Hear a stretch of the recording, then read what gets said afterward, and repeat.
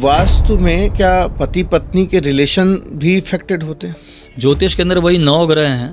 कुछ ग्रह संबंधों को बनाने के हैं, कुछ ग्रह संबंधों को तोड़ने के। अभी प्रेम विवाह भी होते हैं जी। ज्योतिष गणनाओं के जरिए तो होते नहीं है, केवल आपसी आत्मीयता होती है और प्रेम विवाह हो जाता है। ज्योतिषी भी यही देखने का, जो मैच मेकिंग है वो आपके एफिनिटी फैक्टर को ही देखना है कि आपस में एफिनिटी है या नहीं है। ज्योतिष में 3 चीजें बोली गई, शरीर, मन और आत्मन, बॉडी, माइंड एंड सोल। अगर ये अच्छी स्थिति में है, चंद्रमा अच्छा है, तो मानसिक शांति है, जिसे आज की डेट में आप लॉ ऑफ अट्रैक्शन कहते हो। ये सब वैदिक सिद्धांत ही है। सारे प्लैनेट मूव कर रहे हैं, अर्थ के अंदर जो एक्टिविटीज हो रही हैं वो सिद्धांत क्या है, उन सिद्धांत को जानना और फिर उसके हिसाब से रहना, जीवन यापन करना, यही वैदिक सिद्धांत है। तो सूर्य नमस्कार एक व्यक्ति के जीवन के लिए कितना ज्यादा जरूरी है? कि अगर कोई व्यक्ति 18 महीने तक लगातार सूर्य नमस्कार करे तो वो व्यक्ति अपनी जेनेटिक कोडिंग को भी चेंज कर सकता है। बहुत से ज्योतिषी बोलते हैं मंगल दोष है जी। या काल सर्प योग है, ऐसी भी चीजें गणनाओं से ही जानी जाती हैं। प्लैनेट के प्लेसमेंट को ही काल सर्प दोष बोलते हैं। जो राहु केतु कार्मिक प्लैनेट है, ग्रह कहे गए हैं। एक आर्किटेक्ट है, उसके घर में जो वॉशरूम है वो गलत जगह है और आप बिना उनको जाने आप उनको एक्सप्लेन कर दे रहे हो, उनको बता दे रहे हो, तो ये भी क्या कुंडली में दिखता है? दिशा से दशा बदल जाती है।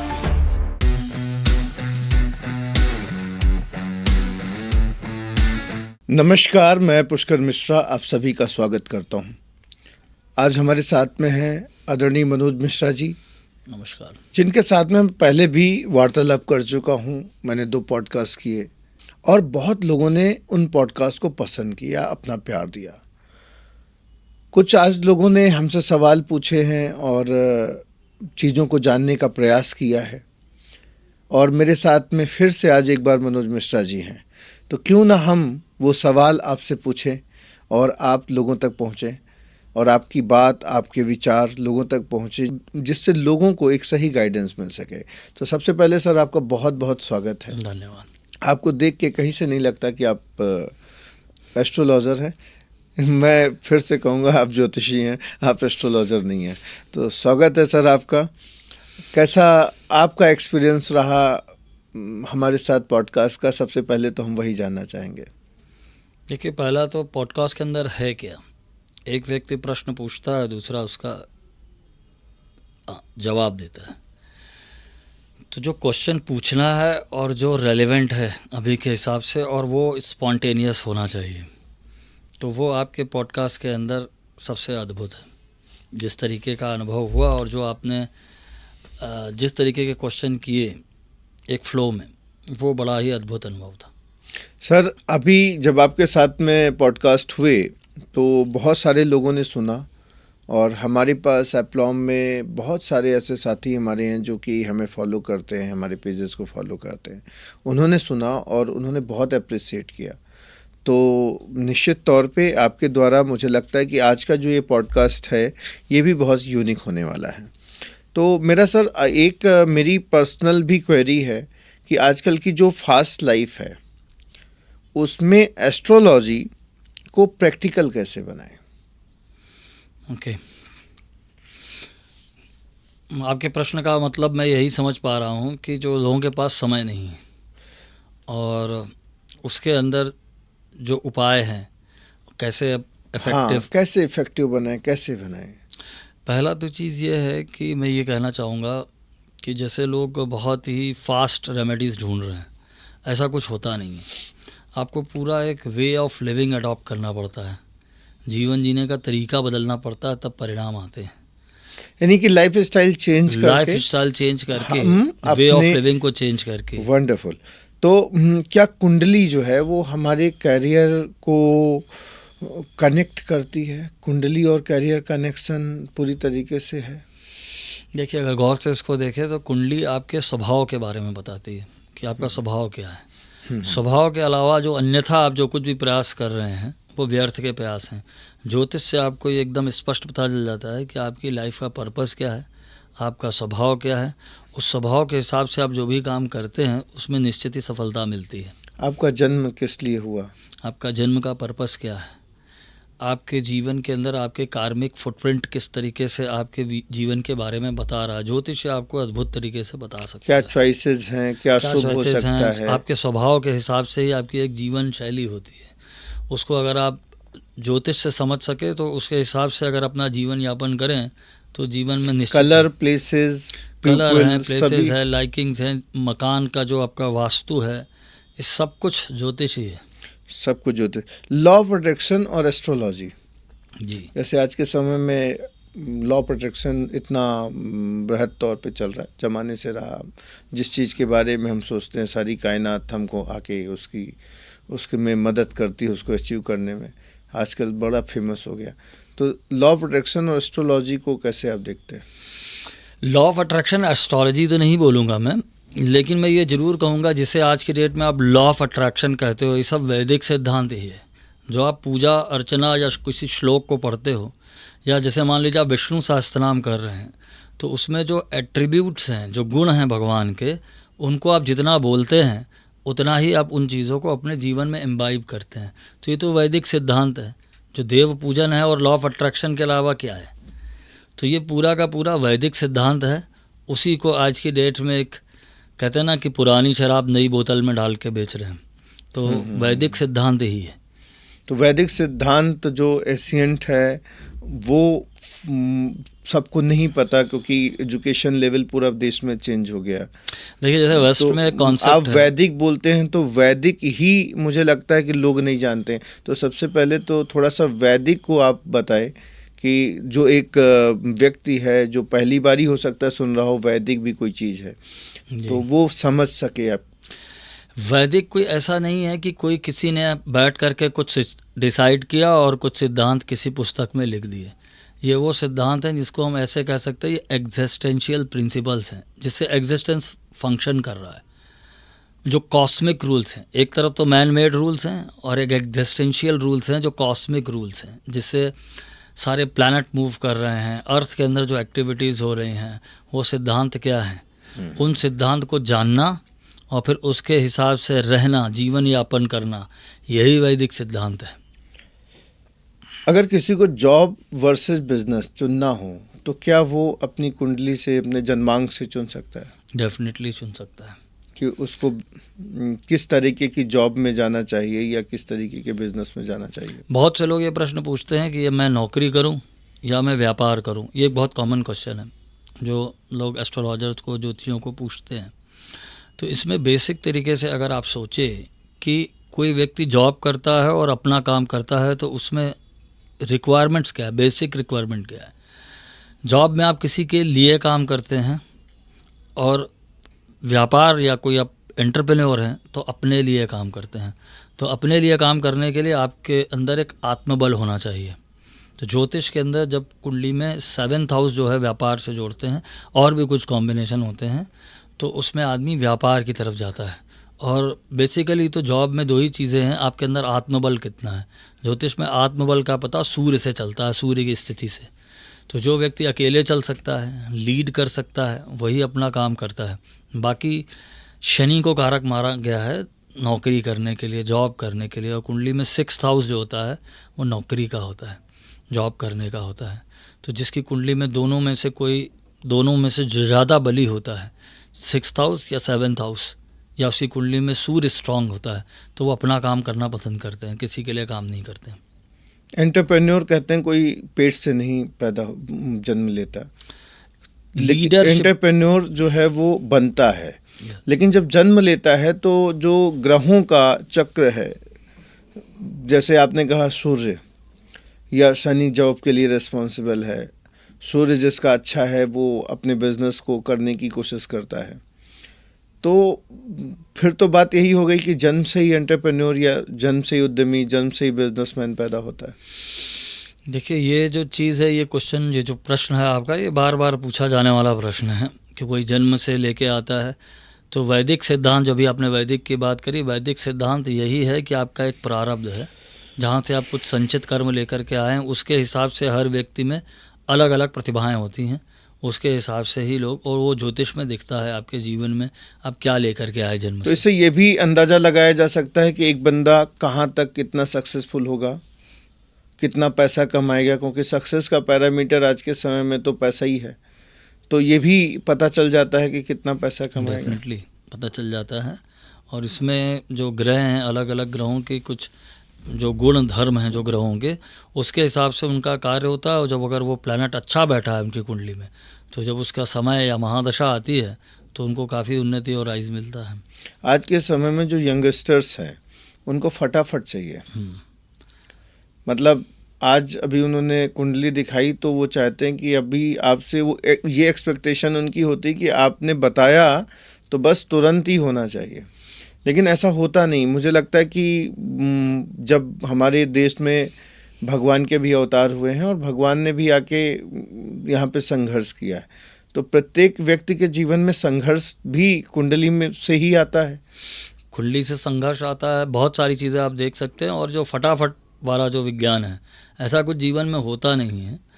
आपको अपनी स्ट्रेंथ वीकनेस, एक तरीके की स्वॉट एनालिसिस है, जिससे आप कहते हैं ना स्ट्रेंथ क्या है, वीकनेस क्या है, थ्रेट क्या है, अपॉर्चुनिटी क्या है, ये कुंडली से एकदम स्पष्ट दिख जाता है, आप देख सकते हैं। तो जो व्यक्ति की जो क्षमताएं हैं कि उसकी स्ट्रेंथ क्या है वो आप देख सकते हैं, और जो वीकनेसेस है वो भी देख सकते हैं।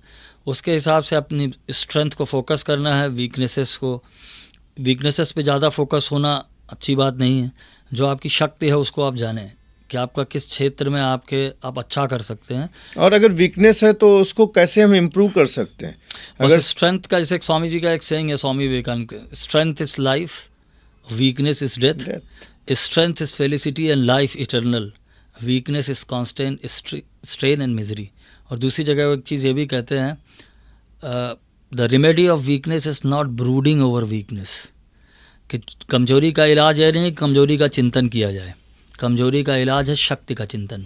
तो आपकी कुंडली में शक्ति कहाँ पर है, आपकी स्ट्रेंथ क्या है, सबसे पहले उसे निकालें और उसी से आपका सारे जीवन में सारी व्यवस्था आ जाएगी। माइक टायसन का भी एक कोट मुझे ऐसा ही कुछ था कि जो बॉक्सिंग जब रिंग में होते थे तो हमेशा कहते थे I am the best I can. बस ये जो भी बातें हैं, बहुत से लोग ऐसा बोलते हैं। शाहरुख खान का एक कहा था, मैं सुबह उठ के मिरर के सामने खड़े होकर बोलता हूँ आई एम द बेस्ट।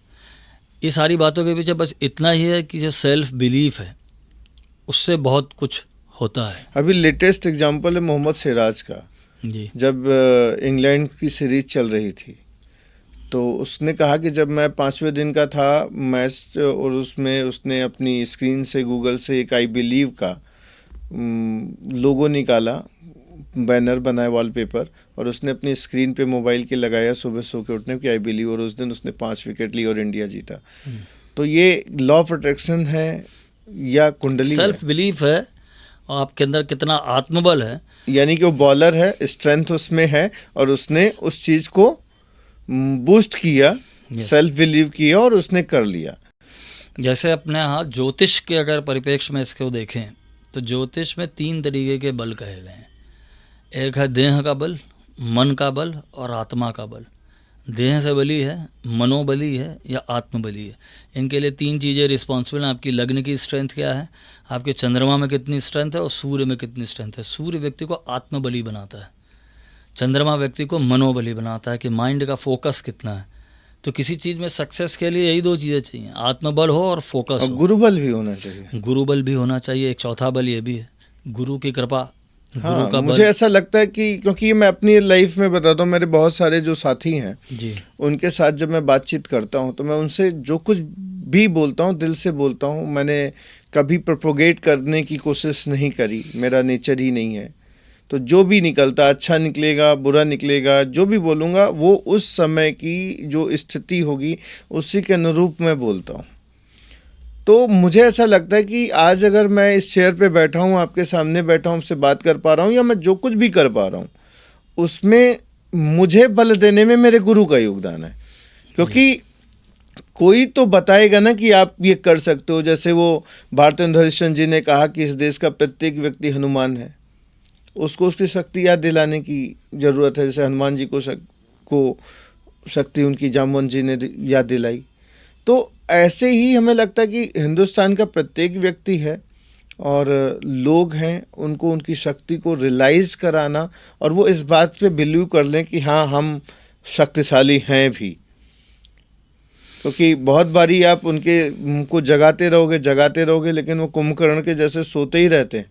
जो आप ये बात कह रहे हैं इसको ज्योतिष के सेंस में अगर देखें जी, यहाँ पर हम ज्योतिष के सेंस में अगर देखें तो कोई भी जो कुंडली है किसी भी व्यक्ति की, उसमें 3 प्रमुख हाउसेस कहे गए हैं, लग्न, पंचम और नवम। फर्स्ट हाउस, 5th हाउस और 9th हाउस। 9th हाउस गुरु का है।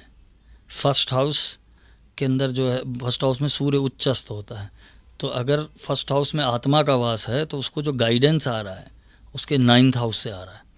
तो ये जो गुरु बल कहा गया है, नाड़ी ज्योतिष के अंदर जो भी वो लोग गणना करते हैं गुरु को केंद्र में रख के करते हैं। गुरु को जीव कारक कहा गया है। एक शब्द वैदिक ज्योतिष में गुरु के लिए जो होता है जीवा या जीव कारक है बृहस्पति। तो जो जैसे कहते हैं एक जीवात्मा है और एक परमात्मा है। जीव मतलब गुरु। कुंडली के अंदर बृहस्पति को इतना महत्व दिया गया है। तो जो वो गाइडेंस है आपके पास में, जो आप पीछे प्रारब्ध से लेके आए हैं, जो ब्लेसिंग्स हैं आपके पितरों से, जहाँ से आपको एनर्जी आ रही, वो 9th हाउस जो है वो बृहस्पति को दिया गया है, गुरु को दिया गया है। इस सेंस में गुरु बल कहा गया। मुझे लगता है कि अगर गुरु का आशीर्वाद मिले माता पिता के बाद, अगर सबसे ज़्यादा किसी का आशीर्वाद, किसी की ब्लेसिंग्स की ज़रूरत है वो गुरु की है। जा पर कृपा गुरु की होय ता पर कृपा सब कोई करता है। मतलब या कहें कि गुरु बिन ज्ञान कहाँ से लाऊं। अगर गुरु ही नहीं है तो ज्ञान तो आपको भटकते रहोगे। तो जो मार्गदर्शन देने वाला है वो गुरु है। और आई थिंक कि उसकी ब्लेसिंग बहुत इम्पोर्टेंट है। जैसे चंद्रमा और सूर्य आपने कहा, तीसरा बृहस्पति। तो अगर ये इसीलिए जो 5 ग्रह, जितने भी 9 ग्रहों को तत्व दिया गया है, तो 5 तत्व जो आपके ज्योतिष में कहे जाते हैं या वास्तु में कहीं भी 5 तत्वों की जो बात है, अग्नि, जल, वायु, आकाश और भूमि तत्व। तो गुरु को जो तत्व दिया गया है वो आकाश तत्व दिया गया है। आकाश सबसे सूक्ष्म है, ठीक है। इसलिए बृहस्पति जहाँ बैठता है वो हमेशा उसका पेडेस्टल ऊपर ही रहता है। तो गुरु के बगैर तो कोई गाइडेंस नहीं है। गुरु कोई एक व्यक्ति नहीं है, एक फैकल्टी है जहाँ के आपके जीवन में एक तरीके की गाइडेंस आ रही है। तो बृहस्पति इस सेंस के अंदर बहुत ही महत्वपूर्ण है।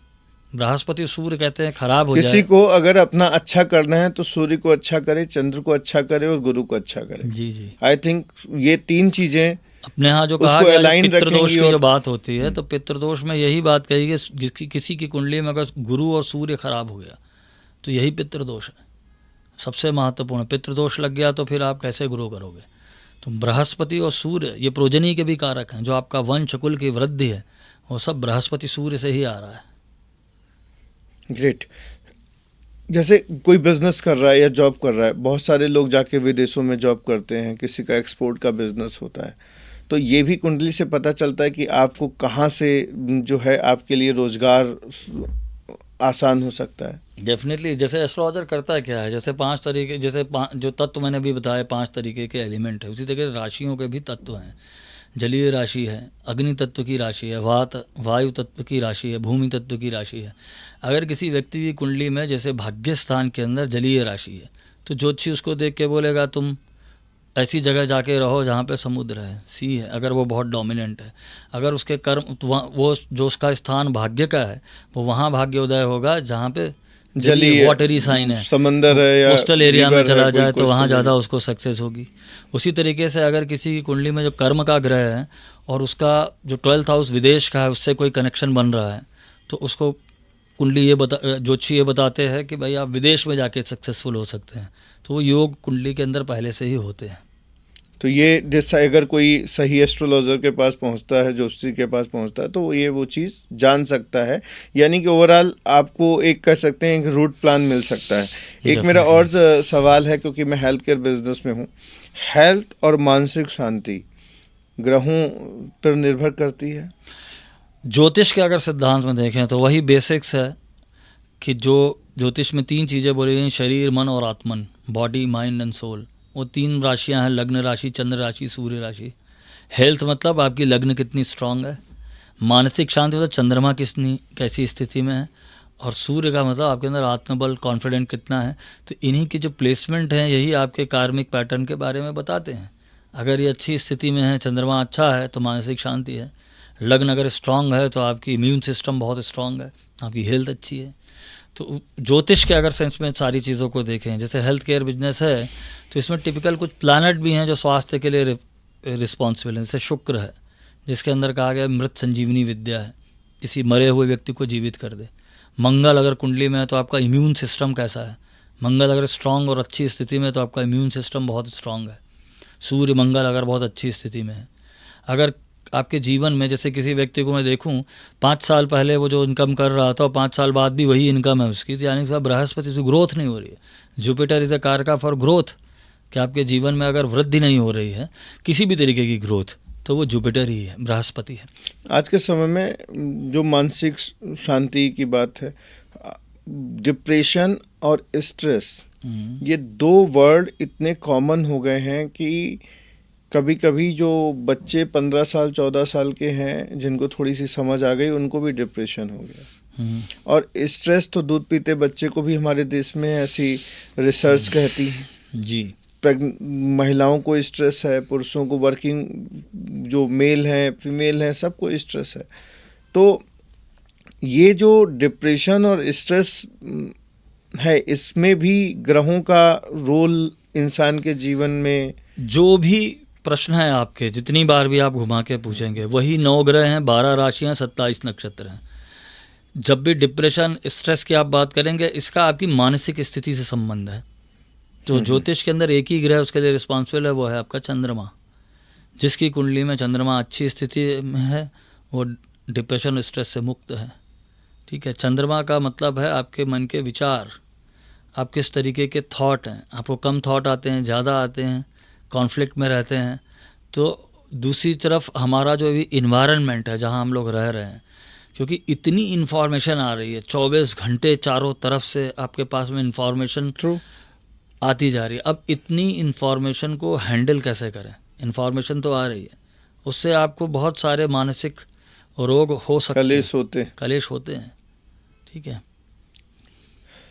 एक चीज़ और मैं जानना चाहूँगा आपसे कि जैसे हम लोग हेल्थ केयर में हैं तो हम लोगों को बोलते हैं कि योग से, प्राणायाम से, मेडिटेशन से आप अपनी एंजाइटी को, स्ट्रेस को, डिप्रेशन को या लाइफ स्टाइल को, हेल्थ को अच्छा रख सकते हैं। डेफिनेटली। तो ये काम करता है? डेफिनेटली।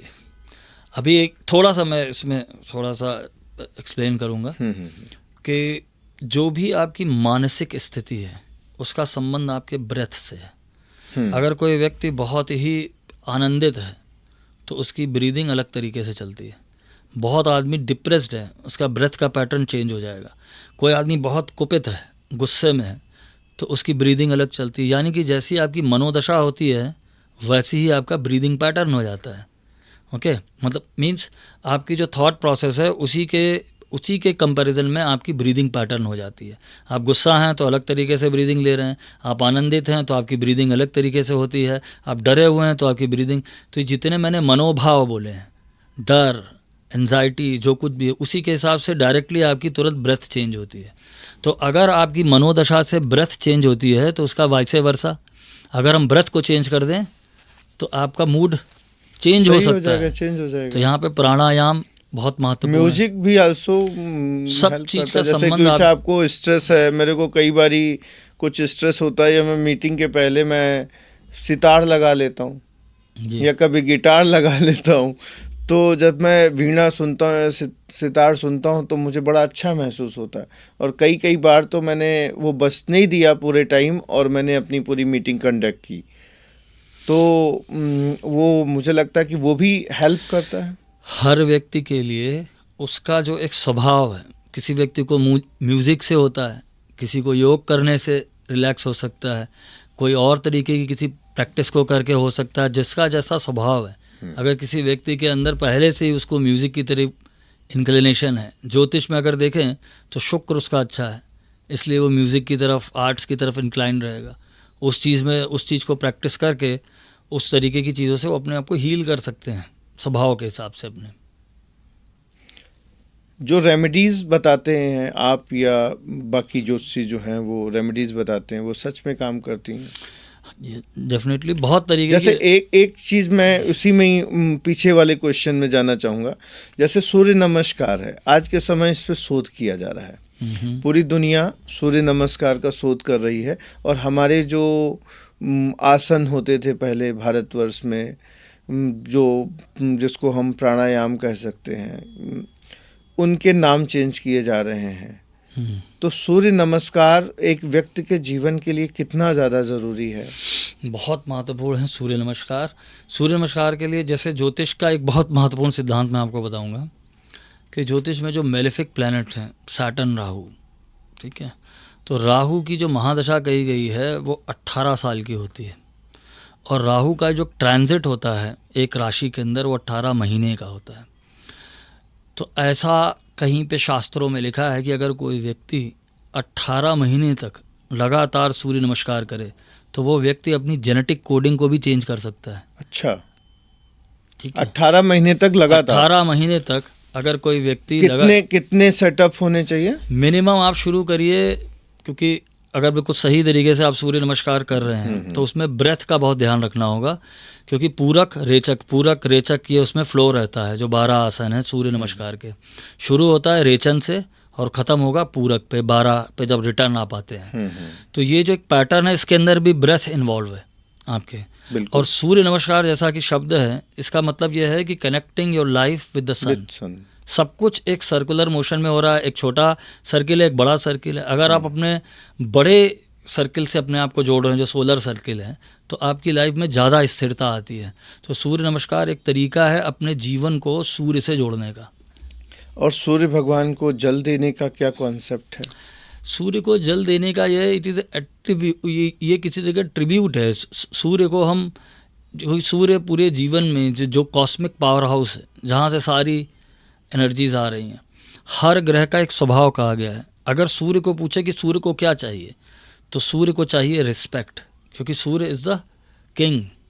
तो जो सूर्य को आप किसी भी तरीके से जल अर्पण करके या किसी तरीके से उसको आप जो उनका प्रभाव ले रहे हैं, तो उससे आपके जीवन में ज़रूर परिवर्तन आता है। लेकिन सूर्य एक ऑर्डिनरी प्लैनेट नहीं है। सूर्य की किसी भी उपासना में डिसिप्लिन बहुत आवश्यक है। अगर सूर्य को जल देने का प्रभाव देखना है, तो जैसे बहुत सारी मान्यताओं के हिसाब से कोई भी चीज़ में परिवर्तन लाना हो तो 43 डेज़ तक करना होता है। तो लगातार एक निश्चित समय पे करें, उसमें टाइम का डिविएशन ना हो, तो आपको परिणाम जरूर दिखेंगे।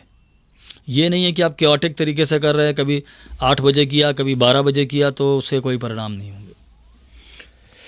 एक जैसे बात कही जाती है, आपने भी कई बार कही, कि अगर किसी इंसान की उंगली जल गई है तो उस पर कोई भी इंसान अगर हमारा एलोवेरा लगा दे तो थोड़ा ठंडक मिलती है और उसको जलन में कमी आती है, या कोई और दूसरी औषधि लगा दे। वैसे ही भगवान सूर्य जगत पिता हैं, संसार के सभी जीवों के पिता हैं वो। अगर वो उनकी अनुपस्थिति में शायद संसार ही खत्म हो जाएगा, सृष्टि खत्म हो जाएगी।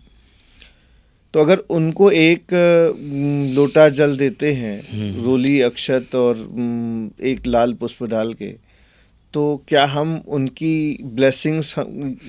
डेफिनेटली जो आप चीज़ कहना चाह रहे हैं वो सब कुछ, ना तो आपको सूर्य को आपके एक लोटा जल की कोई ज़रूरत नहीं है, ना आपकी उसको रोली चाहिए, ना चंदन चाहिए।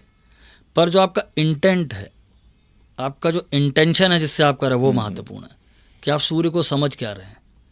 अभी मैं और यहाँ बैठे हुए हैं, देश का प्रधानमंत्री अगर इसी रूम में आ जाए तो आप जिस पोस्चर में बैठे हैं, आप नहीं बैठे रहेंगे, आप खड़े हो जाएंगे रिस्पेक्ट में। बिल्कुल। पूरे ब्रह्मांड का जो एक सोर्स ऑफ एनर्जी है, सबका किंग है, वो होराइजन पे आ जाता है और आप सो कैसे सकते हो? This is something, it is blasphemous. ये मतलब अधर्म है सबसे बड़ा, कि जो सबका पालनहार, सबको जो जीवन दे रहा है, वो होराइजन पे आ चुका है और आप सो रहे हो। तो ये यहीं से आपके जो व्यक्ति सूर्य से डिस्कनेक्ट होगा वो आज के समय में ज़्यादातर यूथ जी लेट नाइट जगता है। हाँ, ये एक कुचक्र है ये। और सुबह 8-9 बजे 10 बजे तक सोता है। और मेरे फूफा थे, अयोध्या में रहते थे, अब दुनिया में नहीं है। मैं उनके पास एक बार गया, ये बात रही होगी सन 2004-05 की, 3 या 4 की रही होगी। That time I started my career in direct selling business. Elken international company का नाम था जब मैंने ज्वाइन की थी 2003 में। तो फूफा कुछ फार्मा बैकग्राउंड से भी थे, तो मैं उनके पास गया, तो उनके घर में ही मैं रुका, तो मैं देर तक सोया। फूफा को थोड़ा अयोध्या में रहते थे, थोड़ा ज्योतिष या हस्तरेखा उनको ज्ञान था, तो उन्होंने मेरे से एक दिन देखा, 2 दिन देखा, फिर एक दिन हम लोग डाइनिंग टेबल पर बैठ के खाना खा रहे थे, तो उन्होंने कहा कि पुष्कर सब अच्छा है, लेकिन तुम देर तक मत सोया करो। बोले जो इंसान देर तक सोता है उसका भाग्य सो जाता है। और वो दिन का दिन था, आज का दिन है।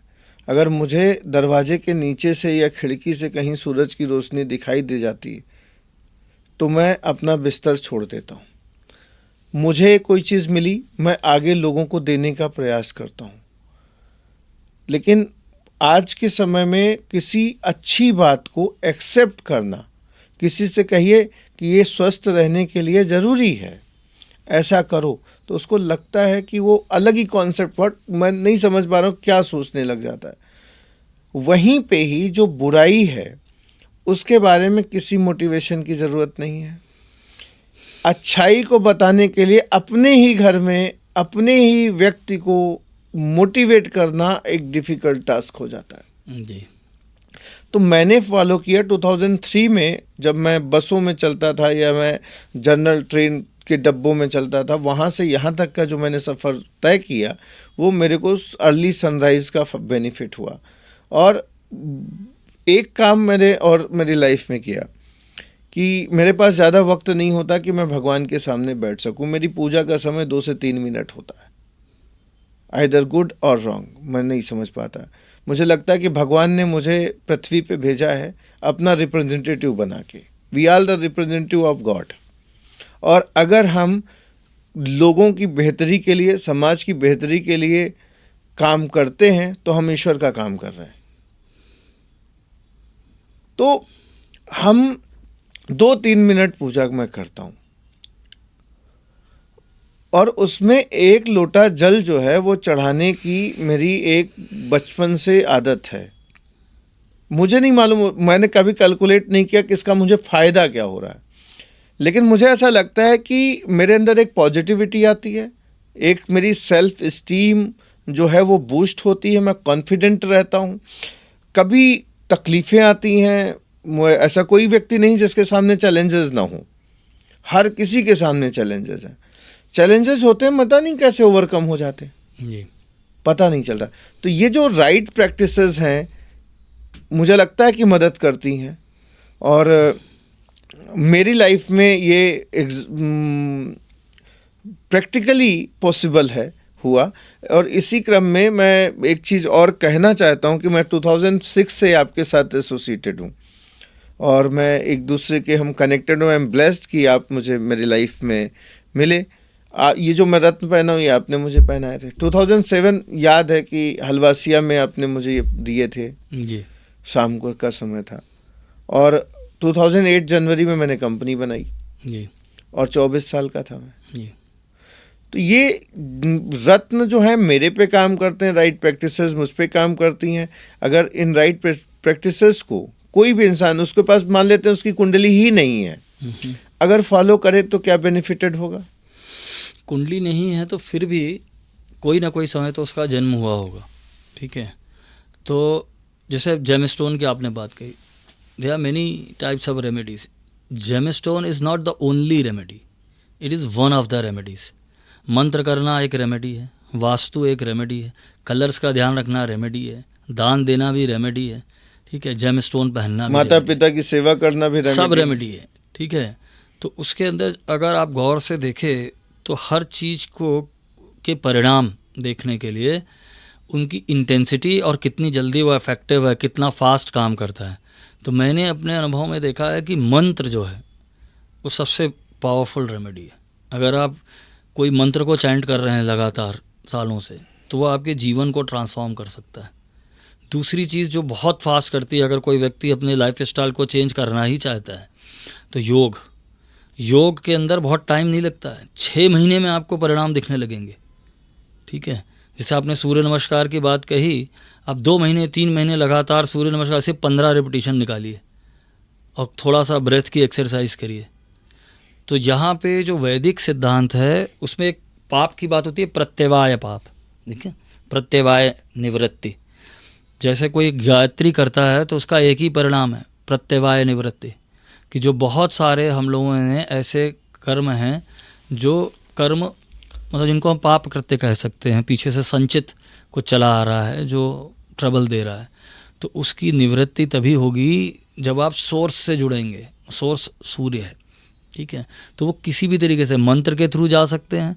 कोई व्यक्ति मान लीजिए कोई मंत्र नहीं करता, सिर्फ सूर्य नमस्कार कर रहा है, वो भी एक बहुत पावरफुल। तो जो 12 नाम है भगवान सूर्य के, अगर उन्हीं का नाम ले लेके कर ले तो भी मंत्री हो जाएंगे, मंत्री होंगे। और उनमें 12 जो नाम हैं वो स्पेशली डिज़ाइन किए गए हैं सूर्य नमस्कार के लिए। जैसे वो शुरू होता है, वो मित्राय नमः, खगाय नमः, पूषाय नमः, ठीक है, हिरण्यगर्भाय नमः, ऐसे करके जो 12 नाम हैं वो एक ऑर्डर में रखे गए हैं। हर आसन पे एक मंत्र है, और हर बार एक बार आपको ब्रेथ छोड़ते हुए करना है आसन, एक बार ब्रेथ लेते हुए करना है। पूरक और रेचक एक तरीके का प्राणायाम ही है सूक्ष्म तरीके से। तो जेम स्टोन एक रेमेडी है, मंत्र जो है योग वो भी एक रेमेडी है, वास्तु भी एक रेमेडी है, किसी तरीके के दान देना भी रेमेडी है, सेवा का कार्य करना भी। जैसे अमावस्या का दान आपसे ही मैंने जाना, और मैं पिछले काफी टाइम से देखो, पहली चीज तो हमें ये समझनी होगी, जब हम दान शब्द बोलते हैं, दान देने में और भीख देने में कुछ फ़र्क होता है। भीख देने में आप अपने आप को बहुत बड़ा मानते हैं, जो दान लेने वाला जो जिसको भीख दे रहे हैं वो तुच्छ है, मैं बहुत भारी हूँ, मैं बहुत बड़ा हूँ।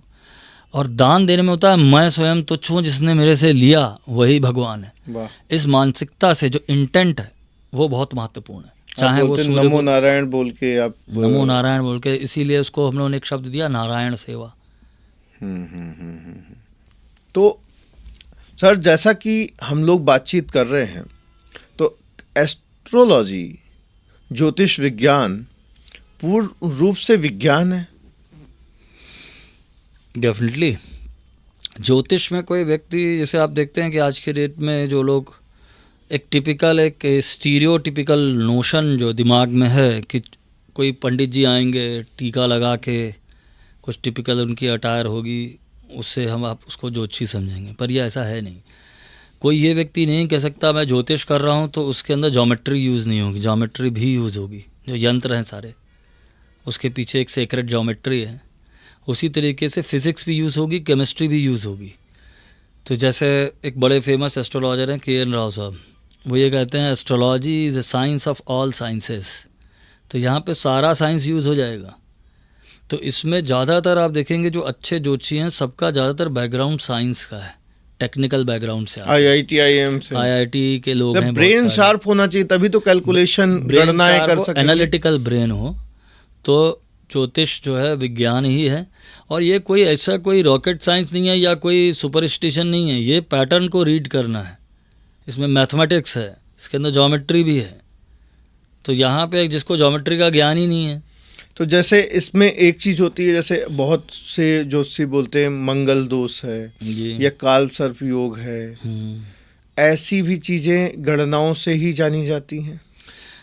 प्लैनेट के प्लेसमेंट को ही काल सर्प दोष बोलते हैं। जो राहु केतु कार्मिक प्लैनेट हैं, ग्रह कहे गए हैं, वो किसी एक्सिस पे बैठते हैं इस तरीके से कि सारे प्लैनेट उसके एक तरफ आ जाएं, तो उसी को काल सर्प दोष बोलते हैं।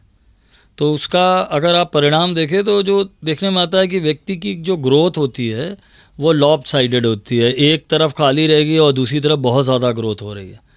तो जैसे आपके 2 ब्रेन हैं, लेफ़्ट और राइट, एक ही ब्रेन से आप ज़्यादा काम कर रहे हैं, तो काल सर्प दोष एक तरफा ग्रोथ देता है, वो परिणाम उसका दिखता है। स्टूडेंट्स जो यंग एज में होते हैं, बिल्कुल टीनेजर्स होते हैं, तब तक इतना ज्ञान ही नहीं होता कि कुंडली भी कोई चीज़ होती है।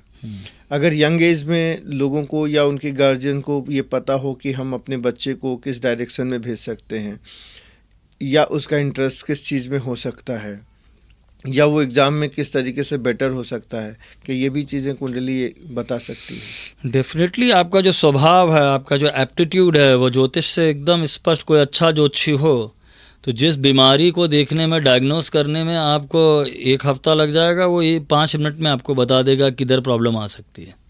बहुत बारी लोग कैरियर भी स्विच करते हैं। कैरियर आपका दिखाई देता है। वही 9 ग्रह हैं, उनके कुछ प्रेस्क्राइब्ड करियर्स हैं। जैसे बहुत बारी किसी ने आईआईटी से बीटेक किया और वो आईएएस बना जी और उसने इंजीनियरिंग नहीं करी, जी, तो ये भी ज्योतिष डेफिनेटली।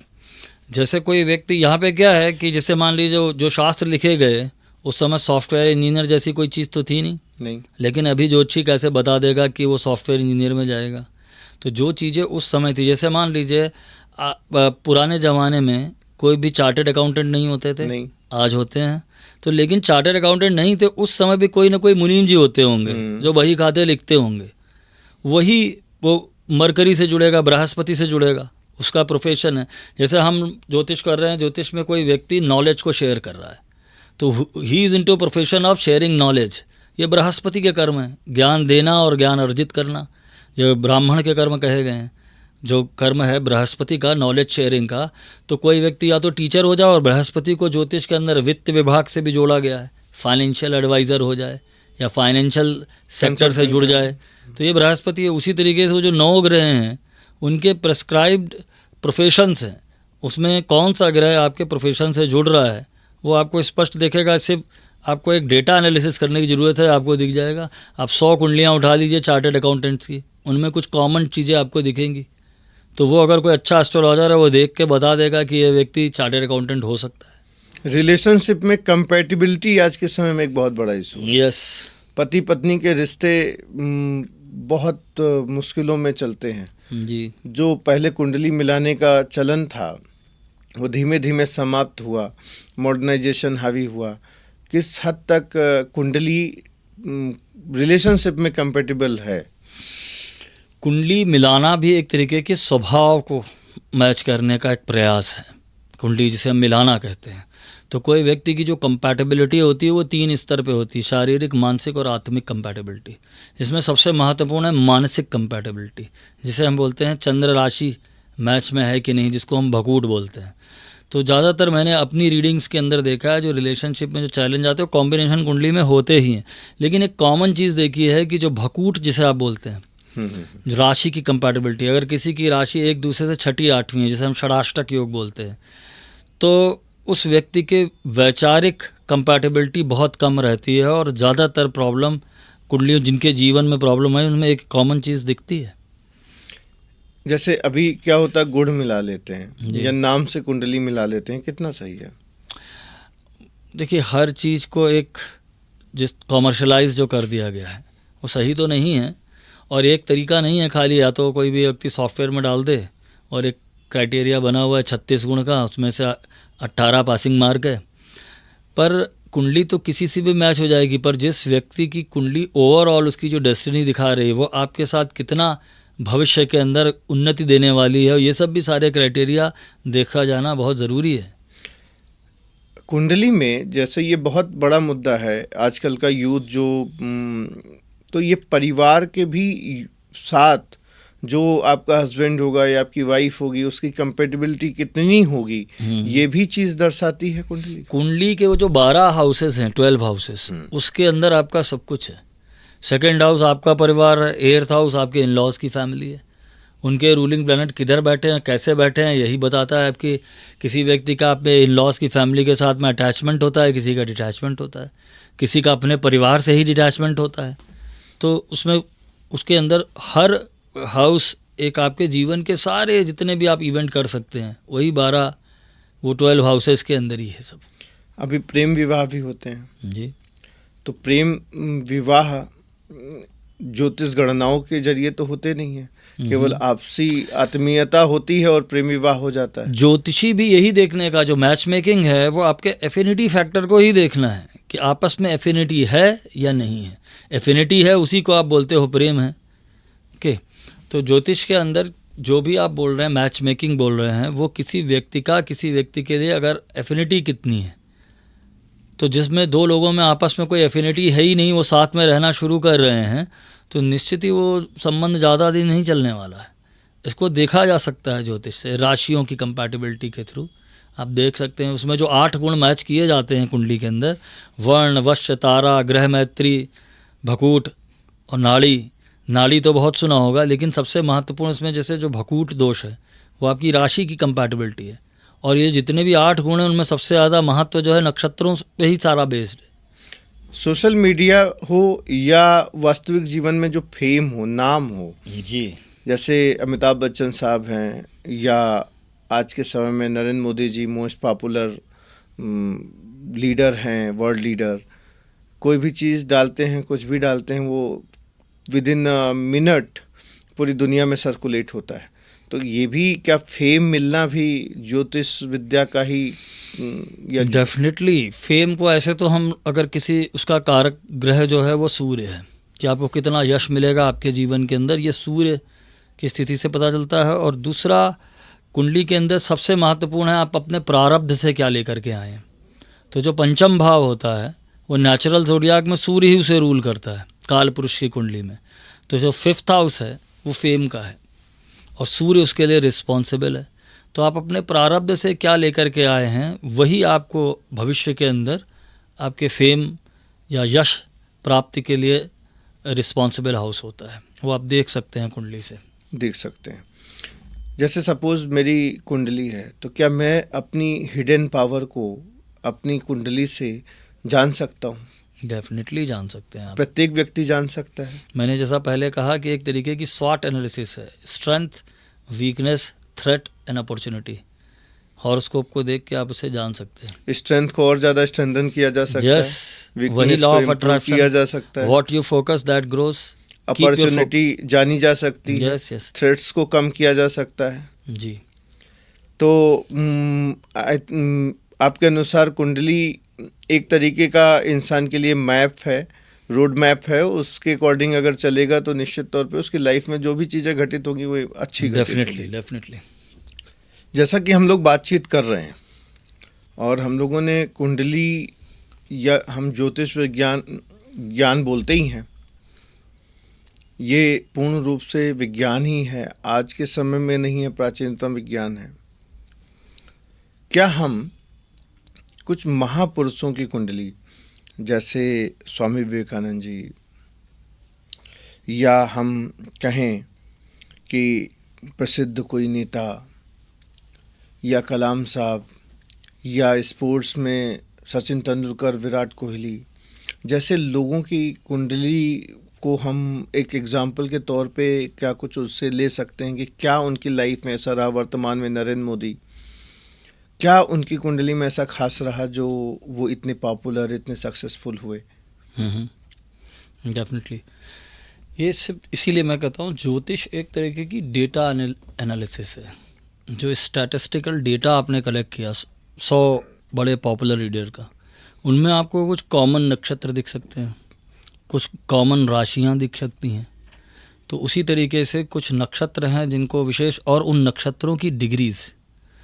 नक्षत्रों में से सबसे महत्वपूर्ण चीज़ ये है कि नक्षत्र में जैसे एक नक्षत्र का स्पैन 13.5 डिग्री का अप्रॉक्सीमेटली होता है, उस 13.5 डिग्री के अंदर एक विशेष डिग्री है जहाँ पे वो नक्षत्र अपना पूरा प्रभाव दिखाता है।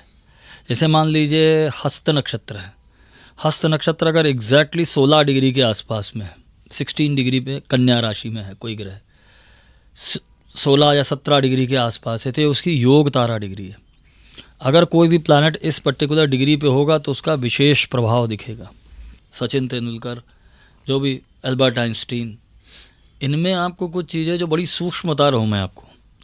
नक्षत्रों के हिसाब से जो 9 ग्रह हैं, ऐसा एनालिसिस पीछे लोगों का, जैसे अमेरिका के अभी तक जितने प्रेसिडेंट हुए हैं सबकी कुंडली में कोई ना कोई ग्रह है, 5 ग्रह मिनिमम आउट ऑफ 9 प्लैनेट योग तारा डिग्री पे देखे गए। ठीक है, तो एक नक्षत्र में जन्म लेना अलग बात है, उस नक्षत्र की एक विशेष डिग्री पे जब ग्रह होता है, जैसे किसी की कुंडली में कोई प्लैनेट पूर्वा भाद्रपद में 29 डिग्री के आसपास आ जाए तो उसको उस ग्रह का पूरा प्रभाव उस नक्षत्र की पूरी एनर्जी उस व्यक्ति के व्यक्तित्व में दिखेगी आपको। जैसे ज्येष्ठा नक्षत्र है, अगर कोई ग्रह ज्येष्ठा नक्षत्र में हो और वृश्चिक राशि में हो और वो 18 डिग्री के आसपास हो, 18 डिग्री पे, तो आपको उसका प्रभाव, जैसे नरेंद्र मोदी जी की अगर आप कुंडली उठाएं तो उसमें कोई 4 ग्रह ऐसे हैं जो योग तारा डिग्री के बहुत क्लोज हैं कुंडली में। तो कुंडली में लोग दुनिया भर का ज्ञान देखते रहते हैं कि कौन सा ग्रह कौन सी राशि में है, लेकिन ये कुछ महत्वपूर्ण चीज़ें अगर इनका आपको ज्ञान हो जाए, बार बार आप उनको उठा करके देखें, तो आपको पता चलेगा कि एक विशेष डिग्री पे जब कोई ग्रह होता है किसी नक्षत्र में, तब उस नक्षत्र का पूरा प्रभाव आता है। अगर किसी की कुंडली में 5 ग्रह ऐसी विशेष डिग्रियों पे बैठ जाए तो वो कुछ ना कुछ विलक्षण करने के लिए पैदा हुआ है। ये कुंडली का आपको स्पष्ट दिख मेरा आप ही के उसमें एक सवाल आ रहा कि व्हाट इज द योग तारा? योग तारा क्या है? योग तारा, अगर मॉडर्न एस्ट्रोनॉमी के अंदर अगर आप देखें तो योग तारा क्या है, तो मॉडर्न एस्ट्रोनॉमी जिसको हम कॉन्स्टलेशन कहते हैं, constellation is a combination of many star. एक जो सितारा नक्षत्र नहीं कहा जाता है, एक इमेज फॉर्म होती है, उसके अंदर कई सारे स्टार्स होते हैं, लेकिन वो कई सारे स्टार्स में एक नक्षत्र ऐसा होता है जिसकी ल्यूमिनोसिटी सबसे ज़्यादा होती है, सबसे ज़्यादा चमकता है।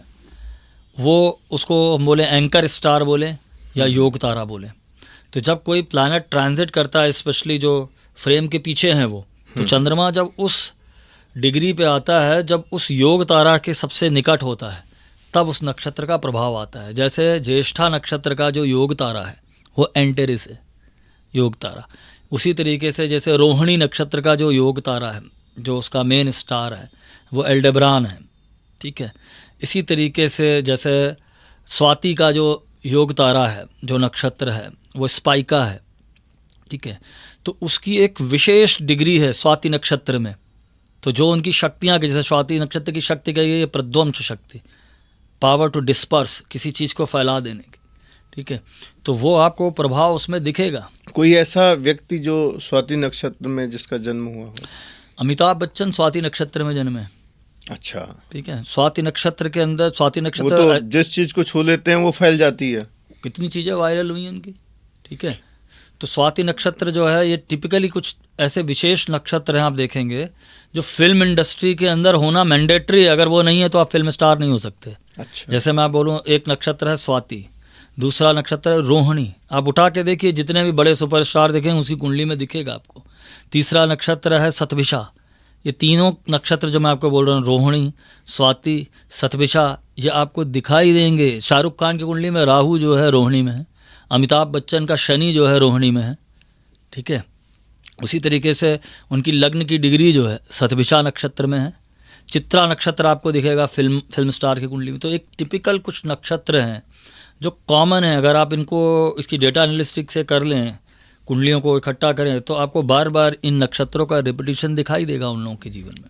अच्छा, एक चीज़ और भी होती है, जैसे सपोज किसी की लाइफ में एक बहुत अच्छा समय गया जी, और उसके बाद समय जो है खराब हुआ जी, डाउनफॉल आया जी, तो ये भी कुंडली का कारक होता है, ये भी कारण डेफिनेटली होता है। जैसे अगर एग्जाम्पल लें, से बहुत सारे एग्जाम्पल हैं। अभी आपने अमिताभ बच्चन की बात करी। अमिताभ बच्चन के जीवन में एक बहुत बुरा समय आया 1999 में, 1999 में ऑलमोस्ट वो बैंकरप्ट हो गए थे। अगर 1999 में शनि का गोचर देखे तो शनि नीचस्थ था, ठीक है। और जो उनकी जर्नी शुरू होती है 1972-74 के आसपास उनको फेम मिलना शुरू हो गई थी, ठीक है।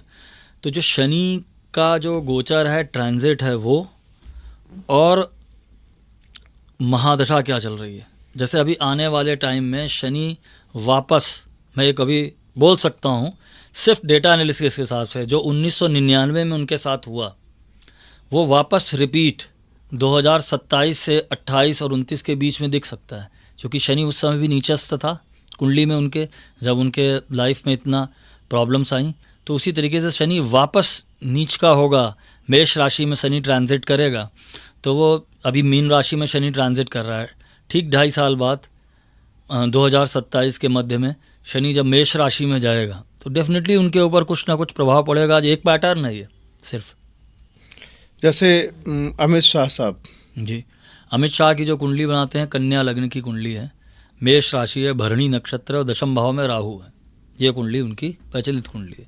अगर उसमें देखें, राहु की दशा 2002 के आसपास शुरू हुई। राहु के लिए ये भी कहते हैं ना, जिसके राहु 10 में दुनिया उसके बस में। तो अमित शाह की ये एक देसी कहावत है, जिसके राहु 10 में दुनिया उसके बस में। प्रत्यक्ष को प्रमाण की क्या जरूरत हो, तो दिख ही रहा है। अमित शाह साहब उनकी सारी ग्रोथ अगर आप देख दें जी, वो बन गया जी, और बिगड़ भी गया जी। तो किस दृष्टि से देखते हैं, उनकी दृष्टि के ऊपर निर्भर करता है कि आपको शाह साहब ने किस दृष्टि से देखा।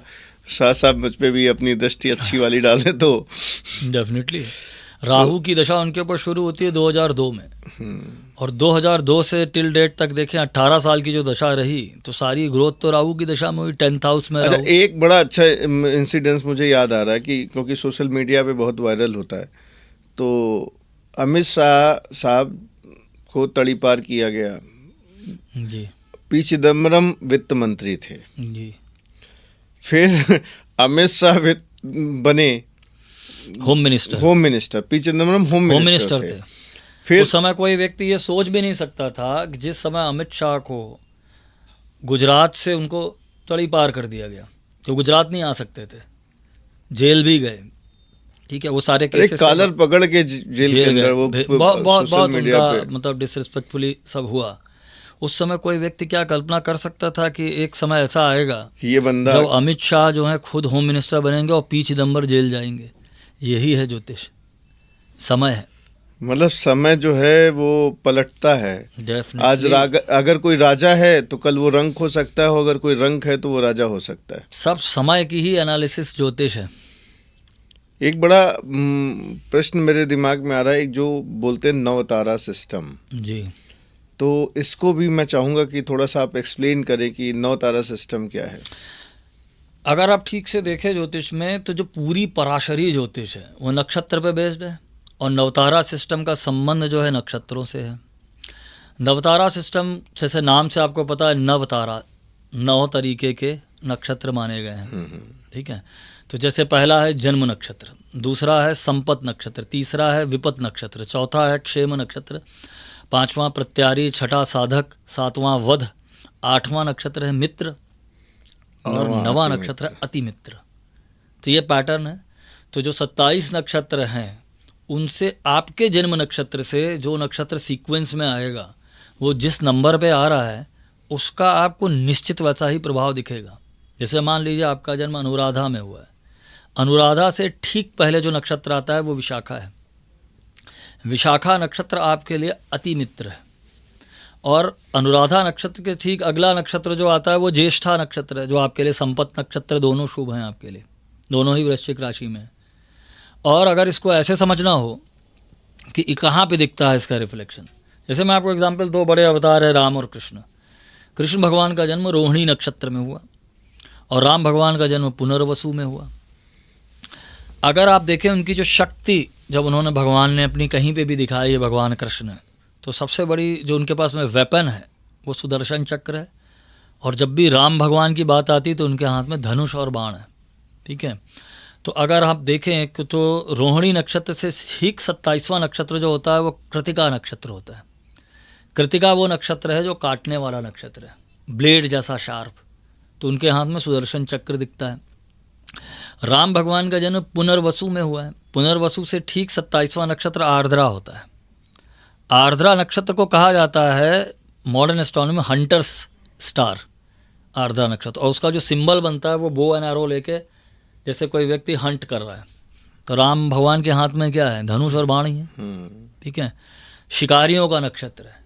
तो राम भगवान का अगर जीवन आप देखें ठीक से, तो उन्होंने देखा जाए तो जंगल में जो जीवन जिया है वो एक तरीके के हंट करने जैसी ही एनर्जी दिखती है। आज के समय में अपने देश में आर्चरी मनु भाकर से मैं मिला। मनु भाकर मतलब बहुत बड़ी आर्चरी स्टार अपने देश की। अगर उसकी कुंडली देखी जाए तो क्या उसमें भी पुनर्वसु और आद्रा का कुछ ना कुछ कॉम्बो मिलेगा? डेफिनेटली। मैं अपना एग्जांपल दूं, मैंने इन नक्षत्रों की ऊर्जा को बहुत देखा है। अभी एक मेरे पास मेरे क्लाइंट आए, उन्होंने कंसल्टेशन लिया, फिर उन्होंने दूसरे दिन कहा कि उनको उनके बच्चे के बारे में कुछ पूछना है। तो मैंने देखा व्हाट्सएप के ऊपर जो इमेज ला रखी थी अपने बच्चे की, उसने कुछ आर्चरी सीख रहा था, तो बो एंड एरो के साथ उसकी इमेज थी। मेरे दिमाग में सडनली स्ट्राइक किया कि 9 ग्रहों में से क्या इसका कोई ग्रह पुनर्वसु में है, तो मैंने देखा उसका जन्म ही पुनर्वसु नक्षत्र में हुआ था। अच्छा, तो ये दिखता है। ये जैसे मान लीजिए रोहिणी नक्षत्र का सिंबल जो है वो रथ बना हुआ है, ठीक है, चैरियट, ठीक है। जितने भी रोहिणी नेटिव मिलेंगे जिनके अंदर प्रोमिनेंट रोहिणी है, उनको वाहन का बहुत शौक होता है। जैसे अमिताभ बच्चन की कुंडली में शनि रोहिणी में है, तो उन्होंने किसी फिल्म में एक्टिंग करी तो विनोद चोपड़ा से पैसे के बदले में रोल्स रॉयस ले ली। तो कहीं ना कहीं गाड़ी का, वाहन का शौक होगा तभी तो रोल्स रॉयस लिया। गाड़ियाँ उनके पास। ठीक है, तो रोहिणी नक्षत्र is all about vehicles, future, career, opportunities, ये सारी चीज़ें नवतारा सिस्टम से गवर्न। जैसे मान लीजिए किसी व्यक्ति का कोई ऐसा प्लैनेट है, खास तौर से मान लीजिए शुक्र को नैसर्गिक कारक माना गया है वाहन का। अगर वो शुक्र जो है रोहिणी नक्षत्र में बैठ जाए, जो टिपिकल व्हीकल से जुड़ता है, तो वो व्यक्ति ऑटोमोबाइल इंडस्ट्री के अंदर उसको ज़बरदस्त अपॉर्चुनिटी मिल सकती है। आप अगर कभी जो लोग ऑटोमोबाइल इंडस्ट्री में काम कर रहे हैं उनकी कुंडलियाँ उठाएंगे तो आपको ये नक्षत्र दिख सकता है उसमें प्रोमिनेंट। ज्योतिष के साथ साथ में वास्तुशास्त्र, जैसे जी, ज्योतिष विज्ञान, वास्तुशास्त्र, तो हमारे देश में तो इन सब चीज़ों को शास्त्र का दर्जा दिया गया। जी, क्या घर बनाते समय या ऑफिस बनाते समय जी, व्यक्ति को इस बात का ध्यान रखना चाहिए कि उसकी कुंडली में किस दिशा का घर या किस दिशा से संबंधित ऑफिस उसके लिए फेवरेबल होगा? ये बहुत महत्वपूर्ण और बहुत ही इम्पोर्टेंट प्रश्न है ये, क्योंकि आप देखेंगे यूजुअली जो लोग वास्तु कर रहे हैं, वास्तुशास्त्री हैं, they don't talk about astrology, और जो एस्ट्रोलॉजी की बात कर रहे हैं वो एक जनरल वास्तु की बात करते हैं। लेकिन ये सब एक साथ जुड़ा हुआ है, वास्तु और ज्योतिष। तो कोई भी व्यक्ति की जो कुंडली है वो उसकी पर्सनलाइज्ड एनर्जीज़ के बारे में बताता है। तो उस व्यक्ति को अगर अपने जीवन में उन्नति करनी है तो उसकी रहने की जगह उसकी ऊर्जा के हिसाब से होनी चाहिए। जैसे एक जनरलाइज चीज़ कह दी गई, साउथ फेसिंग का मकान ख़राब है, पर हो सकता है किसी व्यक्ति के साउथ दिशा मंगल को दी गई है। अगर कोई मान लीजिए रियल एस्टेट प्रॉपर्टी के काम में है और मंगल अच्छा बैठा हुआ है तो उसके लिए दक्षिण दिशा का मकान बहुत शुभ हो सकता है। उसी तरीके से कोई व्यक्ति मान लीजिए ऐसी फील्ड में है जो कम्युनिकेशन से जुड़ती है, नॉर्थ उत्तर दिशा जो है बुध को दी गई है, अगर वो नॉर्थ फेसिंग मकान में रहता है तो उसके व्यवसाय में और उसकी हेल्थ में काफ़ी उन्नति हो सकती है। इसी तरीके से वास्तु जो है आपकी कुंडली से जुड़ा हुआ है। और एक चीज़ और होती है जिसको हम वास्तु कुंडली बोलते हैं। जब आप कोई वास्तु जगह पे विजिट करते हैं तो उसी समय की एक प्रश्न कुंडली डाली जाती है, जो उस जगह की मकान कुंडली है या वास्तु कुंडली है, उससे भी उस जगह के बारे में बहुत कुछ पता चलता है। मैं आपको बताऊं, मैं सबसे पहले जब लखनऊ आया तो मैं 2-3 महीने पश्चिम दिशा के मकान में रहा हूँ। जी, नॉर्थ रहा, उत्तर की दिशा में 2-3 महीने रहा, करीबन 1 साल पश्चिम की दिशा के मकान में रहा। फिर 2002 में मैं दक्षिण में की दिशा के मकान में आया। फिर मैं पुनः जब मैंने मकान चेंज किया, मैं दक्षिण दिशा के मकान में करीबन 8 साल रहा। और शादी जब मेरी हुई 2015 में तो मार्च में मैंने दक्षिण दिशा का मकान लिया और 2022 अक्टूबर तक मैं दक्षिण दिशा के मकान में रहा। तो क्या ये कोई संबंध मेरे कुंडली से है इसका? एक कहावत होती है ज्योतिष में कि दिशा से दशा बदल जाती है। ठीक है, दिशा बदलोगे तो आपकी जो दशा चल रही है वो बदल जाएगी। ठीक है, ये बहुत ही महत्वपूर्ण स्टेटमेंट है। अगर वास्तु की आप बात कर रहे हैं तो आप जिस शहर में रहते हैं वहीं से वास्तु शुरू हो जाता है। कोई व्यक्ति मान लीजिए अभी जैसे मान लीजिए नरेंद्र मोदी हैं, गुजरात के रहने वाले हैं, बट ही इज़ थ्राइविंग इन दिल्ली। अमिताभ बच्चन इलाहाबाद के हैं पर उनको सक्सेस बॉम्बे में मिली। तो वास्तु उस सिटी से ही शुरू हो जाता है कि आपको फेवर कर रहा है कि नहीं कर रहा है। फिर उसके बाद में बात आती है कि आपका रहने का मकान, और सबसे महत्वपूर्ण है उसका मुख्य द्वार किधर खुलता है। द्वार खुलने का मतलब ये अंदर से बाहर जाने की दिशा। तो जब भी आप घर से बाहर निकलते हैं तो what direction you are facing, ये बहुत महत्वपूर्ण है। इसके ऊपर मैंने जो खुद रिसर्च करी है, मैंने कहीं कहे सुने का विज्ञान नहीं है। बॉम्बे में जितने भी आप सेलिब्रिटीज़ हैं या कुछ बड़ी प्रोमिनेंट काम कर रहे हैं, उसमें एक एग्जांपल मैं आपको देता हूँ। शाहरुख खान का वो मकान मन्नत, ठीक है, मैंने उसके मुख्य द्वार पे खड़े होकर के कंपास से चेक किया है, उसका मेन डोर नॉर्थ वेस्ट का है। ठीक है, उसके उस मकान के ठीक सामने समुद्र है। ठीक है, शाहरुख खान की जो कुंडली बताई जाती है वो सिंह लग्न की है और चौथे खाने में वाटरी साइन है, वृश्चिक राशि है, जहाँ पे मंगल है उसका स्वामी होकर के वहीं बैठा है ज्येष्ठा नक्षत्र में। और शाहरुख खान का व्यवसाय क्या है? उनका प्रोफेशन है फिल्म में अभिनय करना, अभिनय को ज्योतिष के अंदर अगर जोड़ें तो चंद्रमा से जुड़ता है, क्योंकि चंद्रमा जो है तरह तरह के रूप रखता है, ठीक है। तो कोई व्यक्ति जब एक्टिंग करता है तो कभी कोई किरदार है, कभी चंद्रमा उनके व्यवसाय का मुख्य कारक। ज्योतिष के अंदर अगर आप देखें तो जो जेमिनी ज्योतिष है स्पेशली, इसमें जो अमात्य कारक ग्रह होता है वो उससे व्यक्ति के प्रोफेशन से जुड़ता है। तो अगर आप उसमें देखेंगे तो चंद्रमा अगर उनका अमात्य कारक ग्रह जो प्रोफेशन से जुड़ रहा, चंद्रमा की दिशा नॉर्थ वेस्ट कही गई है। और इसी मकान में 1995 में वो आए और फिर उसके बाद उन्होंने पलट के नहीं देखा। फैक्ट है। एक राजेश खन्ना साहब का भी मकान है जी। तो उन्होंने बहुत बड़े फिल्म स्टार थे, उनसे ख़रीदा था, और जब से राजेश खन्ना उस मकान में गए, उनका एक स्टारडम था, बहुत बड़ा बंगला उन्होंने ख़रीदा, वो फेल हो गए। उसके बाद जो भी व्यक्ति उस मकान में रहा वो फेल हो गया। तो उस मकान को भी, उस बंगले को भी बहुत फेवरेबल नहीं माना जाता है स्टार्स के लिए, क्योंकि बांद्रा में है, बहुत महंगा है। तो बहुत जब पैसे हो जाते तभी कोई खरीद सकता है। अभी शायद 600 करोड़ में बिका है वो, किसी ने लिया। तो ये भी वास्तु का कारण हो सकता है। डेफिनेटली वास्तु बहुत, जैसे मान लीजिए एग्जांपल दे रहा हूँ मैं इंदिरा गांधी का। इंदिरा गांधी एक बड़ी ही सफल पॉलिटिशियन थी जी, और उनको बड़ी सक्सेस मिली जिस मकान में वो रह रही थी। 7 रेस कोर्स कौन सा मकान, 10 जनपद या 7 RCR जो ज्यादातर प्रधानमंत्री, उसी मकान में उन्होंने बहुत सक्सेस पाई, सत्ता देखी, पावर देखी, सब कुछ देखा। उसी मकान में जब वो थी तो उनके बेटे की मृत्यु हुई, फिर उसी मकान में उनकी खुद की भी हत्या हुई। उसका जो मुख्य द्वार है वो साउथ वेस्ट का है। अपने यहाँ कहा गया है नैऋत्य कोण सबसे वास्तु में अशुभ माना गया है। आप जाके इसको चेक करिए। साउथ वेस्ट राहु की इंद्रिय, राहु जो है राजनीति में एक बड़ा ही ज़बरदस्त ग्रोथ देने वाला ग्रह है, पर कंट्रोवर्सीज और इस तरीके की आपदाओं को भी नैऋत्य कोण दिखाता है। ये मेरा स्वयं का अनुभव है। वास्तु जो है मैरिज लाइफ या हेल्थ को भी इफेक्ट करता है, डेफिनेटली प्रभावित करता है। जैसे किसी व्यक्ति की कुंडली में मंगल है या सूर्य है या केतु है, ये 3 ग्रह ऐसे हैं जो थोड़ा एग्रेसिव हैं।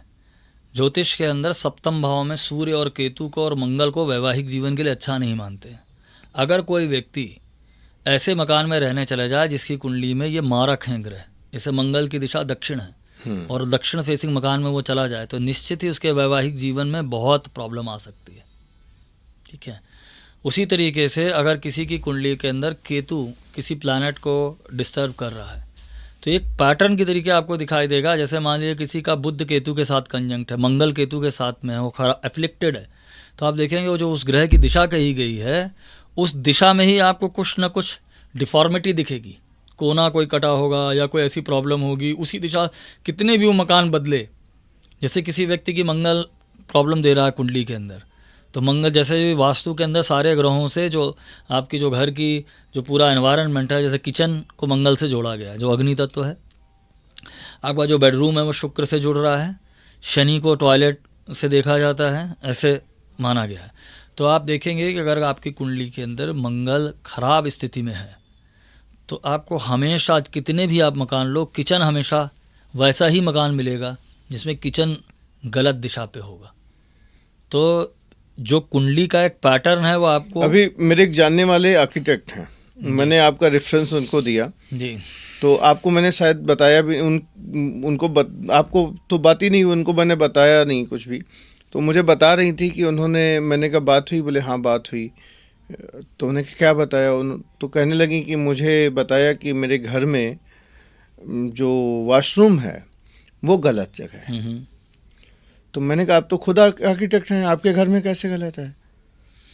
तो उनको क्या आपने बताया था? तो मैं बड़ा सरप्राइज था कि एक आर्किटेक्ट है, उसके घर में जो वॉशरूम है वो गलत जगह है और आप बिना उनको जाने आप उनको एक्सप्लेन कर दे रहे हो, उनको बता दे रहे हो, तो ये भी क्या कुंडली में दिखता है? डेफिनेटली दिखता है। आप अगर ठीक से, मतलब आई वॉज कम्प्लीटली सरप्राइज। मैं आपको एक एग्जांपल दे रहा हूँ। मैं एक बार एक जगह कहीं वास्तु विजिट के लिए गया, तो वो जो मकान था वो बंद था, तो उन्होंने कहा कि मैं आप थोड़ा वेट करिए, मैं चाबी लेके आता हूँ। तो हम लोग कहीं पे भी जाने से पहले, वास्तु करने से पहले, उस समय की वास्तु कुंडली डालते हैं। तो जब वास्तु कुंडली डाली गई तो उसमें जो दिशा थी उसमें दिखाई दिया कि जो अग्नि कोण है कुंडली के हिसाब से, वहाँ पे कुछ ग्लिच दिखाई दिया। तो मैंने कहा कि अग्नि कोण में कुछ प्रॉब्लम है, तो मकान जब तक नहीं खुला तो उन्होंने कहा कि नहीं कोई भी प्रॉब्लम नहीं, सब कुछ एकदम ठीक है। तो जब अंदर जा कर के देखा तो अग्निकोण में ही एक टैंक बना हुआ था जो पानी को अग्निकोण में वर्जित माना गया है। तो जो उस मकान के अंदर जाने से पहले ही प्रश्न कुंडली वो दिखा रही है कि यहाँ पे कौन सी ऊर्जा। एक जगह मैं अभी गया, एक बहुत ही फेमस स्कूल है यहाँ पे जी वालों का, सूरत में ही। मैं जब वो स्कूल चल नहीं रहा था, उनकी काफ़ी फाइनेंशियल प्रॉब्लम्स चल रही थी, उसमें कई सारे पार्टनर्स भी थे। उसमें जब जाके वास्तु कुंडली डाली तो वहाँ पे भी एक चीज़ दिखाई दिया कि उनके जो अग्निकोण है वहाँ पर कुछ इश्यूज़ दिखे। तो मैंने कहा अग्निकोण में क्या है? तो उन्होंने बोला एक ट्रांसफार्मर है वहाँ पे और कुछ तो नहीं है। लेकिन पुराने जो लोग थे जब वो स्कूल बन रहा था तो उन्होंने बताया कि इसी ट्रांसफार्मर में जब ये बन रहा था तो एक मजदूर की करंट लग के यहीं पे मृत्यु हुई थी। ये कैसे दिखता है? प्रश्न कुंडली आपको, जिसे हम वास्तु कुंडली बोलते हैं, वो आपको ये दिखा सकता है। आज के समय में जो पति पत्नी के रिलेशन है, अगर किसी ऐसे घर में रहते हैं, क्योंकि आजकल ज़्यादातर न्यूक्लियर फैमिलीज़ हैं जी। पहला समय था कि कंबाइंड फैमिली होती थी। आज के समय में जो भी है वो छोटे ही परिवार हैं, पति पत्नी और बच्चे, इसके ज़्यादा आएगा 1-2 दिन के लिए मेहमान।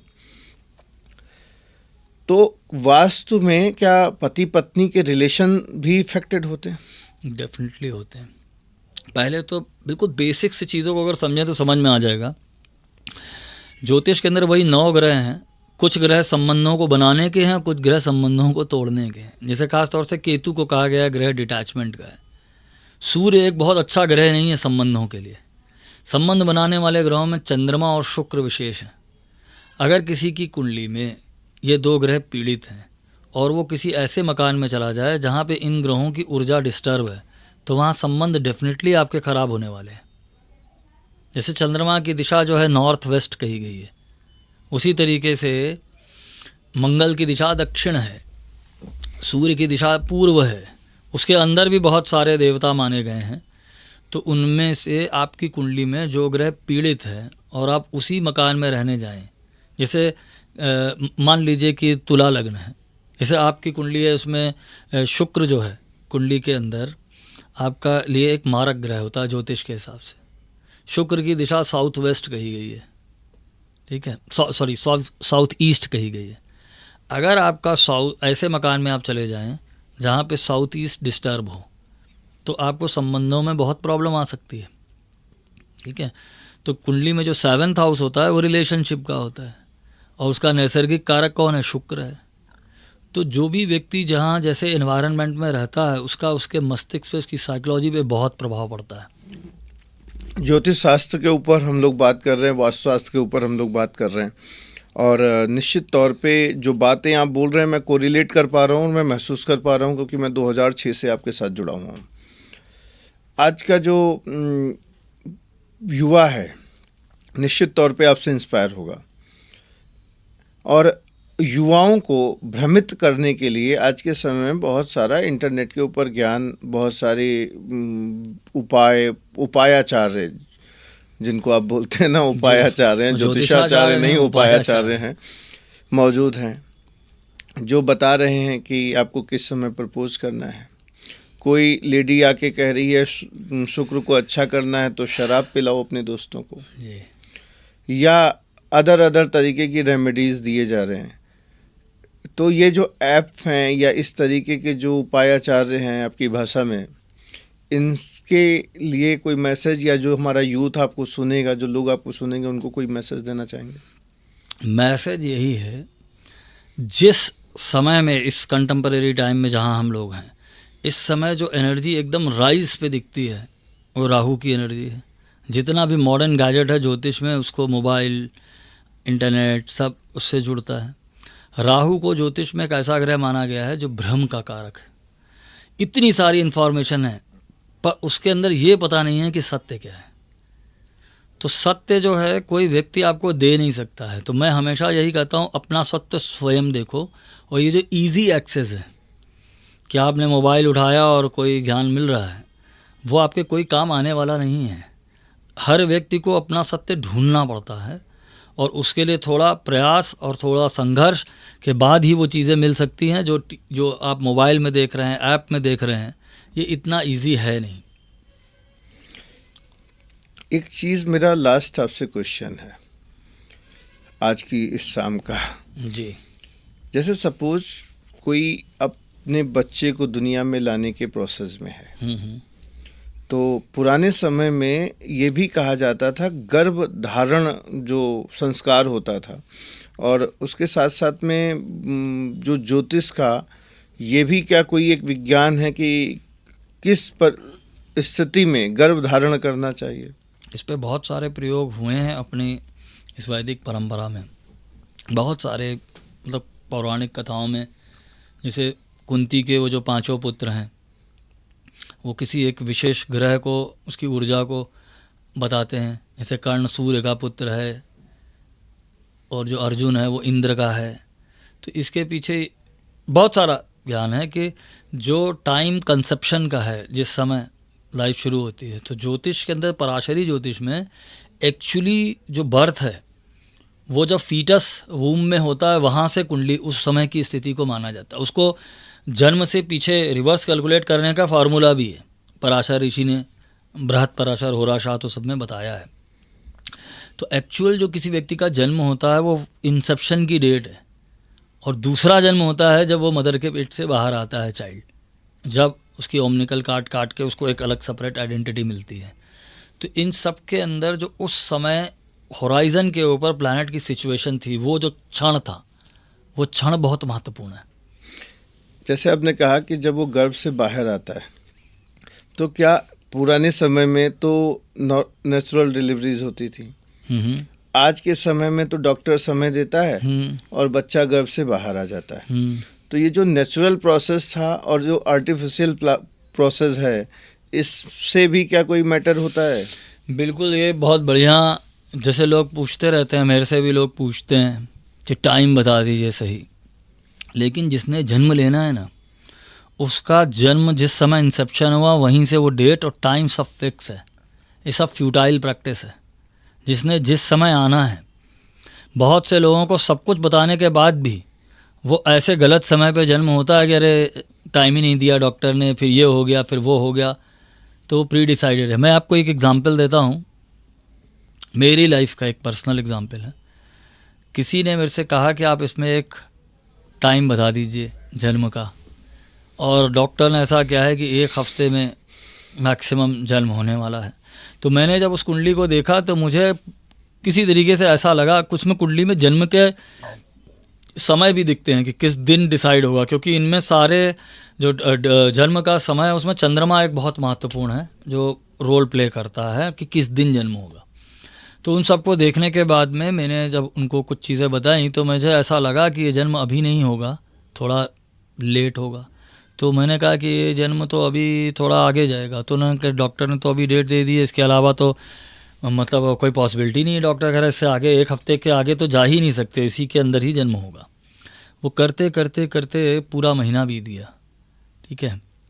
अक्टूबर के महीने में उन्होंने पूछा था, जब लास्ट डेट आ गई, 30 तारीख आ गई, तो उन्होंने कहा आपके हिसाब से आप बताइए, पूरा महीना निकल गया, कब होगा जन्म। तो मुझे कुछ ऐसी इंट्यूशन हुई कि जो उनकी फैमिली हिस्ट्री थी उसके हिसाब से मुझे दिखाई दिया कि 2 तारीख को ज्येष्ठा नक्षत्र जब मून एंटर करेगा उस समय जन्म होगा। और ये मुझे खुद आश्चर्य होता है कि ये किस तरीके से एकदम एग्जैक्ट टाइम पे वो घटना घटी। उसके बाद में भी एक डेस्टिनी दिखती है कि जो बच्चे का जन्म हुआ उसको कुछ बचपन से कुछ हार्ट में इशू था।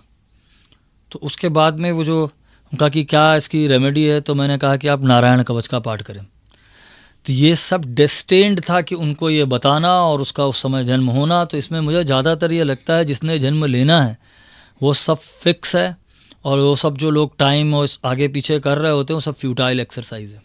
एक लास्ट क्वेश्चन मेरे जहन में आ रहा है, मैं आपको इतनी आसानी से छोड़ना नहीं चाहता। बहुत सारे सवाल, बहुत सारी चीज़ें मैं डिस्कस करना चाहता हूँ आपसे, लेकिन समय परमिट नहीं कर रहा। लेकिन एक लास्ट क्वेश्चन आपसे मैं चाह रहा हूँ जानना कि जैसे किसी का अगर मूल नक्षत्र में जन्म होता है तो बोलते हैं कि पिता को 27 दिन तक बच्चे को नहीं देखना। तो ये तो एक पिता के लिए एक सजा के जैसी हो जाती है बात। तो फिर मूल शांति का जब हवन पूजा हो जाती है तब उसके बाद पिता जो है बच्चे की शकल देख सकता है। ये कहाँ तक सही है? देखिए, मैं इसको एकदम से ये नहीं कहूँगा कि ये कहाँ से आया और कैसे इसके बारे में ये मान्यता आई, पर मैं बस थोड़ा सा मूल नक्षत्र के बारे में थोड़ा बता के कि क्यों लोग ऐसा मानते हैं। तो जो सारे नक्षत्र हैं उनकी शक्ति कही गई है हर नक्षत्र की। तो उसमें कुछ नक्षत्र हैं जिनको हम कहते हैं गणदांत। जो गणदांत नक्षत्र वो होता है जो दो राशियां हैं, अग्नि तत्व और जल तत्व की राशि के बीच में जो पॉइंट पड़ता है। जैसे मान लीजिए मेष राशि से पहले मीन राशि है, मीन राशि जल तत्व की है, मेष राशि अग्नि तत्व की है। मान लीजिए किसी का जन्म ऐसा हुआ कि जब मेष राशि का आखिरी डिग्री पे उसका जन्म हुआ, तो इसको बोलते हैं गणदांत। ठीक है, तो यहाँ पे ऐसी अवस्था में एक बहुत बड़ी कार्मिक एनर्जी लेके जन्म जातक आता है। उसकी लाइफ में काफ़ी टर्मोइल हो सकता है, सडन चेंजेस सब देखे गए, ये पैटर्न है। उसी तरीके से जो मूल नक्षत्र है वो भी एक गणदांत नक्षत्र, गणमूल नक्षत्र है। ठीक है, और उस नक्षत्र की जो शक्ति कही गई है, हर नक्षत्र की एक शक्ति है कि वो उसको स्पेसिफिक उससे जोड़ते हैं। जैसे मैंने कहा अभी स्वाति नक्षत्र की शक्ति है प्रध्वंस शक्ति, उसी तरीके से मूल नक्षत्र की जो शक्ति है वो भरण शक्ति है। भरण शक्ति means power to destroy anything completely, ये मूल नक्षत्र की शक्ति कही गई है। मूल जैसा कि वर्ड है कि किसी चीज़ के मूल में जाना, जड़ में जाना, उसका सिंबल भी उसको रूट से जोड़ा गया है। मूल नक्षत्र एक बड़ा ही शुभ नक्षत्र है, आध्यात्मिक बड़ा स्पिरिचुअल ग्रोथ देने वाला भी नक्षत्र है मूल, और बहुत बड़े बड़े स्पिरिचुअल लीडर्स भी हुए हैं। जैसे श्री अरविंदो का जन्म मूल नक्षत्र में ही हुआ है। यहाँ भी कहते हैं तुलसीदास का जन्म भी मूल नक्षत्र में हुआ था, जो इतना बड़ा महाकाव्य लिख के गए। तो लेकिन हर ऐसे अभी आपको एक इंसिडेंस मैं आपको बताऊं, अभी एक प्लेन क्रैश हुआ अहमदाबाद में 12 जून को। अब 12 जून का नक्षत्र देखिए, मूल नक्षत्र था उस दिन। तो जो बात लिखी गई है नक्षत्र में, भरण शक्ति, पावर टू डिस्ट्रॉय और पावर टू क्रश एनीथिंग, वैसा इवेंट दिखता है कि नहीं आपको दिखता है? तो कुछ ना कुछ उसमें ऐसा रहता है, उसमें एनर्जीज, जिसके लिए इतना सारा चीज़ बताई गई है।